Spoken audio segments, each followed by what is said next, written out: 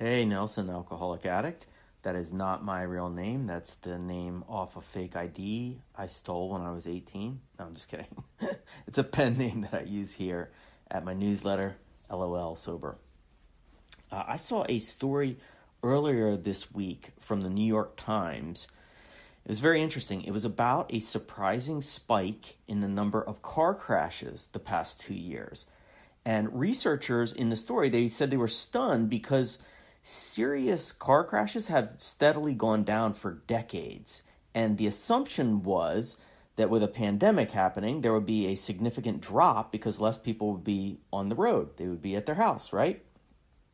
Well, instead, they found the opposite. The past 2 years have seen the biggest increase in traffic fatalities since World War II. It was quite a large spike. And the story cited two primary reasons that both hit home for me. One is drug abuse, specifically opioids. They're seeing lots of people who are high on opioids driving. And I drove my car many, many times when I had enough painkillers in my system that I was a danger to you, to me, to my car, to trees, to fences, to everything. So I felt a certain pang in my stomach as I identified with that part of the story. The bigger problem, the one that really hit home for me, was the other thing the researchers found in the story, which is that it's primarily aggressive, angry driving that is leading to the spike in fatalities. That's obviously something I have never, ever, ever been guilty of myself. Angry, aggressive driving? No way. Of course I'm kidding. I get that. I get the concept of driving like a madman. It's pretty easy to lose your mind on the roadways some days. And luckily, I'm at a place in life where my road rage is usually just mild aggravation. So I haven't had any issues, honestly, with road rage in many years. I'm talking about like getting into fights with people. That just hasn't happened.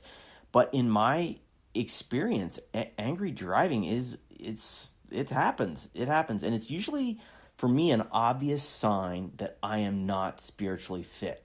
It is a really good way to test my sobriety. If there was like a COVID test for my sobriety,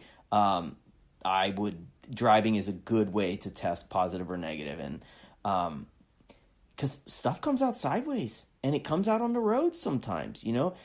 Every time I've ever seen any kind of angry driving incident, even if it doesn't involve me, it has felt like there's something else going on with that person, that there's some other thing in their life causing emotions to spill over in a parking lot or on an interstate. Don't mistake me saying I haven't had a road rage problem with me thinking I couldn't have a road rage problem, because I absolutely could.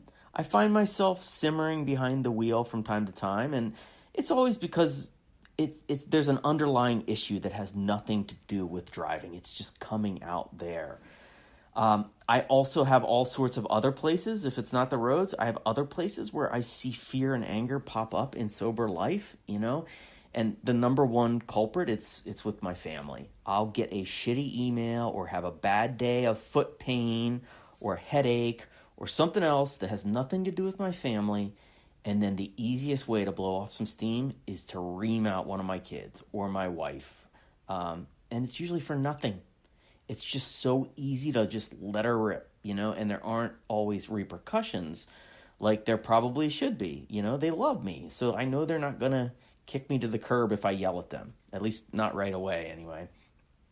So let's talk about solutions. Like for me, the solution is oftentimes that I'll feel the anger, I'll notice the anger, and then I try to immediately just say to myself, what am I really angry about right now? It is almost never the thing that I think I'm angry about. It's never the thing right in front of me.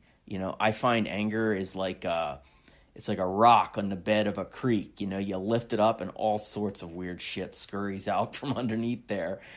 When I have gotten mad on the road, it's rarely about the guy who didn't use his turn signal. It's something else. And you know how I know that for sure? It's because I don't get angry every single time somebody doesn't use their turn signals. Some days it burns me up. Some days I just keep chugging along. And that means, for me, the spiritual axiom definitely applies in those situations. And the spiritual axiom, as we've all heard, is that whenever I'm disturbed, there's something going on with me. Once I identify that there must be something else going on, then the second part of the solution for me is I have to ask, so what is it? What is the thing beneath the surface making me so mad? What is the thing beneath the surface that's making this come out sideways? I'm always surprised how often the answer is the H, the L, and the T from HALT. We're all familiar with that acronym. Hungry, angry, lonely, tired. The H, the L, and T are I'm like hungry, lonely, or tired. The answer is often, like more than I realize, that I either need a sandwich or a nap, sometimes both. Sometimes I need to go lay down in bed with a ham and cheese sub and just doze off, and everything will be a little bit better the rest of the day. The rest of the time when I notice something coming out sideways, there's a clear answer usually if I sit with it for a little while. It might not, maybe I'm not hungry, maybe I'm not tired, and maybe it's something else. And it's almost always something else going on in my life. Sometimes I'm a little fired up with whatever's happening in front of me, but that sober approach of pausing and analyzing it for a minute, it usually relieves a good 75% of the anger. And so that usually keeps me driving below the speed limit, obviously. Well, okay, maybe not below the speed limit, but like within striking distance of the speed limit. So thank you so much for letting me share.